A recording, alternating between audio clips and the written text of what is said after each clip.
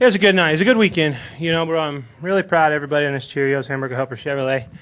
Well, come on, we've had some solid runs. We're clicking now, and you know that's what it takes in this sport. You got to be able to get on a little bit of a momentum swing, get some confidence built back up, and you know, after the start we've had, just so proud of everybody for digging in deep, bringing good equipment to the racetrack, and you know, having great finishes. I didn't have anything for him. You know, I got in the lead there and got away from him once, but I was driving, you know, as hard as I possibly could to stay in front of him. Obviously, I got into the 83 car and about ruined our night for us. But you know, it was a solid run. It's a run that we can all be proud of. Our car was really loose all night, so man, I mean, we struggled, and it seemed like we'd put on a set of tires, make a small adjustment, the car would be way different. So I don't know exactly what we were, you know, what adjustment was making the car change so much, but we worked pretty hard, and it went our way. Third was about the best we could hope for, and coming out of here with the points lead and teammate in victory lane, it's a good trip to Texas for us.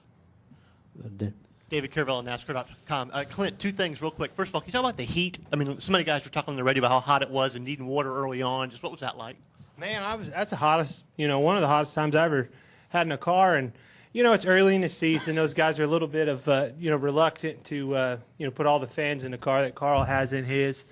And, you know, makes him look like Superman all the time. But, no, it's, you know, that's pretty much what it is. More than anything, my feet were burning up. You know, there's a lot of stuff they're doing for weight and everything else. It's early in the season, and they just figure they you know, don't need to put it in yet till it gets hot into the summer. But I'd say my boys would be putting their stuff back in. I think Kevin was hot too, so it's kind of a common trend with our RCR cars. But that's what it is. Ain't no big deal. And secondly, you and Paul both had good runs tonight. Yeah. I mean, what has Kevin's wins the last couple of weeks done to light a fire and sort of spark all you guys who maybe didn't get off to the best of starts at RCR? You know, you got to give credit where credit's due, and the 2017 is the setup that we had in our car. You know, we owe a lot to them. They came on to RCR, came over to RCR, and had a good package, a good baseline package.